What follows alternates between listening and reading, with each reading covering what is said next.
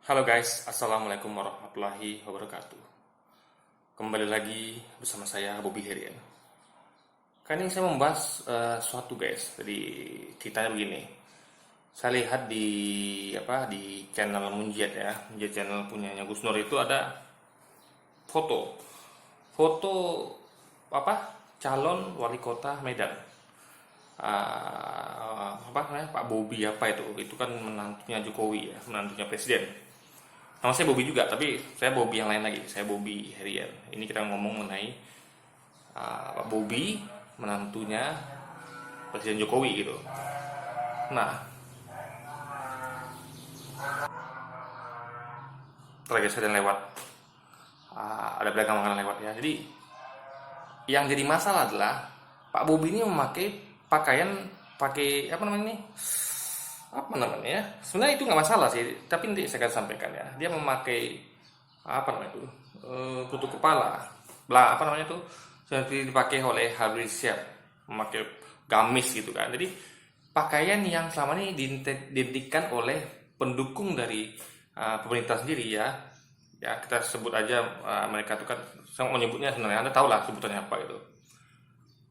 Mereka nih buzzer-buzzer pemerintah ini kan menyebut kalau ada orang berpakaian seperti itu, seperti karap-karapan ya, pakai apa sorban putih gitu kan, lalu memakai pakaian gamis yang seperti yang dipakai ngabalin lah gitu. Itu mereka selalu menginisiasikan dengan kadal gurun alias kadrun. Itu kan sangat kasar dan menyakitkan guys. Ya, apa-apa pakaian yang berbau Arab, ya itu kan pakaian itu kan berbau Arab itu guys. Padahal sebenarnya itu bukan bukan pakaian Arab tapi umat Islam. Umat Islam itu identik dengan seperti itu. Cuman ada gaya Arab, memang gaya ini itu semua. Ini adalah ya Arab itu gaya Arab, tapi itu kan sering diasosiasikan buruk oleh para buzzer gitu, oleh pendukung pemerintah. Nah, masalahnya kalau yang make itu selain itu nggak masalah, tapi yang make itu kan Ngabalin pernah itu kan. Memang Ngabalin itu memang dia stylenya seperti itu memang. Baik dia waktu dia mendukung Pak Prabowo maupun mendukung Pak Jokowi terus seperti itu. Nah, masalahnya adalah itu kan Ngabalin udah biasa lah kita, memang itu style dia. Kita paham lah memang itu gaya dia. Memang dulu dia begitu.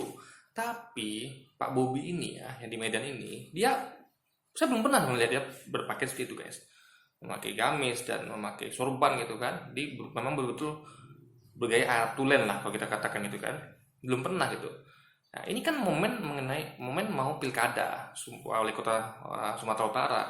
Ini adalah ini yang harus kita waspadai, calon pemimpin ini yang kita waspadai, yang mendadak alim berpenampilan alim ketika mau hajatan, ada maunya ya guys.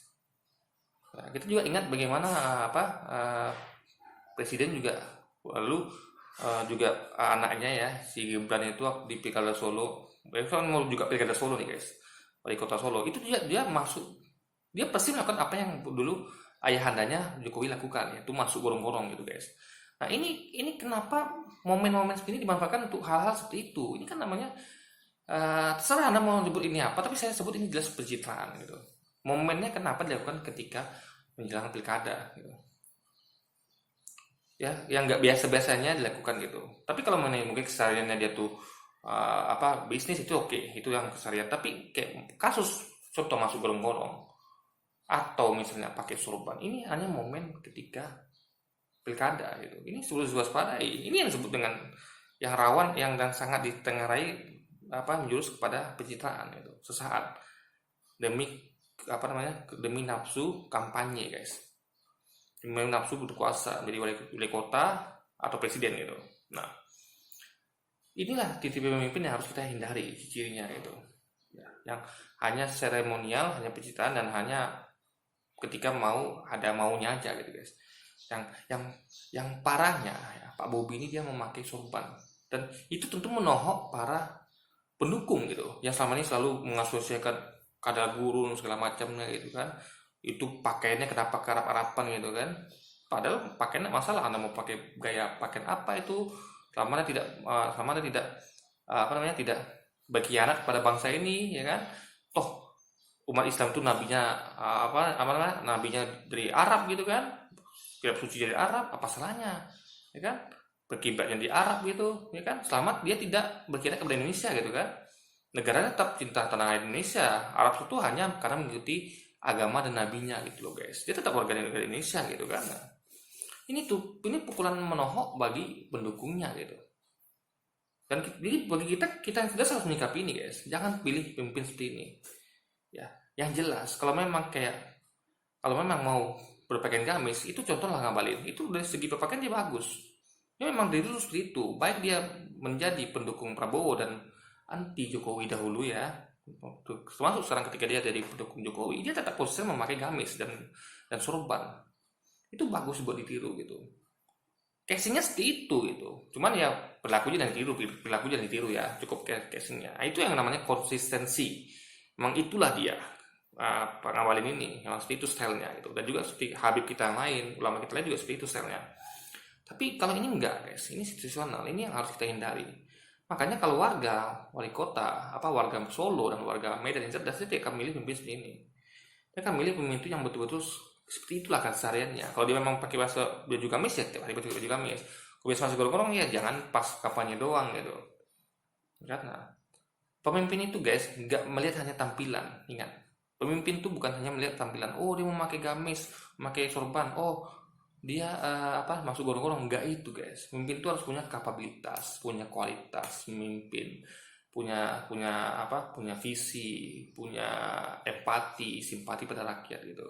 Nah, kita tahu di kubu pemerintah itu memang tidak punya simpati empati. Saya udah pernah buat videonya kan, bagaimana ketika anggota kita di DPR sana tuh mengajukan aspirasi dimatikan, bagaimana kata Mahfud MD itu banyak kritik disarankan, dia tahu banyak kritik tapi didiamkan. Bagaimana para pendemo tuh malah dia ada peringatan pentungan gitu kan, antara penguasanya belindung sembunyi di mana gitu kan. Nah, dia nggak mau menemui para pendemo.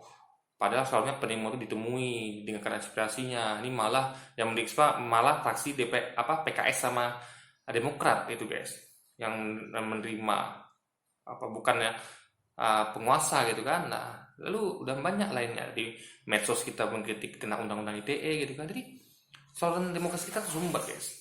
Jadi ini udah mengarah kepada keotoritarian gitu, kan? Nah, jadi malah ketika di situ di media channel itu dikatakan seperti itu, malah datang buzzernya yang mengatakan komen sih lupa itu. Padahal dia harusnya sadar kalau dia tuh itu lagi nyindir dia gitu guys. Apa dia nggak sadar gitu kan? Selama ini dia menghina Kada Gurun, apa, sementara tokoh yang dia dukung malah melakukan hal itu, melakukan pencitraan kepada umat Islam ya ketika sedang kampanye. Dan Anda tahu memang umat Islamnya adalah pemegang saham terbesar negeri ini. 60% kita muslim dan Anda wajib menarik dukungan umat Islam karena itu adalah pangsa terbesarnya. Mau nggak mau, suka nggak suka ya, mau nggak mau, suka nggak suka, Anda harus menarik perhatian umat Islam karena di sini Indonesia ini kami mayoritas. Apalagi kami setiap hari makin taat. Dulu Anda sangat susah menemukan medio tahun 90-an, Anda susah menemukan masjid penuh atau wanita pakai hijab. Sekarang ada di tiap tempat, di gang-gang rumah semua sudah pakai hijab. 1-2 aja yang masih bandel dan belum hijrah guys. Dan masjid sekarang udah banyak penuh gitu kan. Itu bukti umat Islam itu makin taat pada agamanya, dan itulah pangsa pasar terbesar Anda sebagai pemimpin. Bagaimana memikat umat Islam yang taat pada agama ini, yang tentunya pengen syariat tegak juga gitu kan. Nah, tapi sayangnya Anda hanya menarik simpatinya hanya ketika mau pilkada, pilpres. Setelah itu Anda lupakan mereka. Ibaratnya umat Islam di Indonesia ini seperti habis manis setelah dibuang. Ketika mau pilkada, pilpres, Anda berubah baik pada umat Islam. Anda menampilkan pakai gamis, pakai ini, lalu ada pencitraan lagi ini itu, ada bantu pesantren, ada kunjungi pesantren seperti Ahok kemarin kan, ingat kan, viral sekali itu. Ahok siapa lagi tuh? Yang pemimpin yang bukan muslim itu, Haritanu tuh kan, bersama istrinya juga, itu datang ke tiap pesantren guys, memakai pakaian muslim gitu, kopiah, jilbab, ya kan, hanya momen ketika mau kampanye gitu guys. Luar biasa ini. Mereka tahu ya, pangsa terbesar politik itu kampanye itu pencoblosan umat Islam, maka mereka menggunakan momen-momen itu, dan itu menurut saya sangat merugikan umat Islam. Umat Islam itu seperti dimanfaatkan, ada maunya dirangkul, ketika sudah jadi ditinggalkan. Maka nggak heran ketika mereka sudah jadi, umat Islam ini demo terus gitu. Komponen semua demo tuh guys ya, mau kami kah itu, mau buruh, mau itu mahasiswa, emak-emak, itu semua adalah komponen umat Islam yang bergabung dalam grup-grup yang namanya buruh, mahasiswa, pelajar, itu semuanya umat Islam loh, mayoritas. Mereka inilah yang umat yang dikecewakan sebagai pemegang saham terbesar negeri ini yang bayar pajak, itu mereka dikecewakan sehingga mereka demo. Ingat, mereka ini umat Islam gitu. Mereka kecewa nengok syariat dipermainkan, hukum tidak ditegakkan, ekonomi carut marut, covid begini gitu. Mereka kecewa. Nah, jadi umat Islamnya hanya sebagai korban. Ketika mau kampanye, dirangkul, dikasih bantuan, di pencitraan segala macamnya. Ketika jadi lupakan, itu guys. Makanya demo apa bahkan sekarang hebat sekarang ya, mau pilkada masih demo itu. Karena bayangkan, karena memang nggak umat Islam ini akan pernah lupa dengan dosa dan kesalahan pemerintah yang mana mereka janjinya tidak ditepati banyak kan. Jadi luar biasa sekali. Umat Islam itu hanya seperti apa namanya ya, hanya seperti gula-gula politik gitu. Dirangkul ketika ada maunya, ditinggalkan ketika sudah jadi guys, sudah berkuasa gitu. Nah ketika mau berkuasa lagi dirangkul lagi sekarang. Nah itulah siklus yang harus kita waspadai. Kita sebagai umat Islam harus cerdas loh, jangan ikuti permainan ini. Pilih pemimpin yang betul-betul dari awal itu sudah memperhatikan narasi umat Islam. Dia memang sudah terjun, mau ada nggak ada pilkada, dia memang sudah terjun ke umat gitu. Contohnya adalah PKS. Itu PKS tuh ya guys ya, mau ada nggak ada pilkada biasanya selalu terjun itu, merawat umat, mengadakan tausiah, membimbing umat, apa namanya, mengajarkan syariat, membantu bencana alam, bahkan bersama PI kan. Karena kan ya harus siap itu ya, bukan seorang tokoh politik, bukan seorang tokoh pemerintahan yang berambisi kekuasaan, tapi dia tiap ada bencana alam guys, dia selalu turun sama timnya gitu. Dikirimnya timnya ke Palu, ke mana lagi, ke Yogyakarta, ke Banten, segala macam, ke Aceh tsunami. Itu bukan partai politik guys ya. Kalau PKS masih wajar partai politik gitu, dan dia tuh hebat. PKS itu nggak, ketika kampanye pun dia turun gitu guys, hebat luar biasa PKS itu. Di partai PKS yang hebat, di non partai EPI hebat, organisasi yang sangat keren ya, tidak berambisi kekuasaan ya kan. Dia tidak bermain dalam lindungan topeng, tapi memang itulah alamiah dia. Nggak peduli, dia memang niatnya memang murni, memang menegakkan syariat dan menyebabkan kebaikan gitu guys, menolong orang gitu. Nggak penting itu momen-momen itu nggak penting bagi dia konsisten melakukannya. Itulah yang perlu kita dukung ya, partai seperti PKS atau organisasi seperti FPI. Bahkan ulama kita juga seperti itu. Ulama kita kayak Gus Nur itu ya, di mana-mana bencana dibantuin gitu, padahal tidak berambisi, dia punya kekuasaan. Jadi itulah titik orang ikhlas. Dia melakukan itu tanpa adanya jabatan, tanpa ada iming jabatan. Tapi beda dengan yang dilakukan seperti Pak Bobi tadi atau Gibran. Dia melakukan itu ketika momen-momen mau ada pemilihan guys. Ini yang kacau dan harus kita waspadai bersama. Sebagai pemilik saham terbesar negeri ini, umat Islam harus cerdas menyikapi ini semua. Pilih pemimpin yang konsisten menjalankan kebaikan dari waktu ke waktu, berpilihan agamis dari waktu ke waktu, jangan yang musiman guys.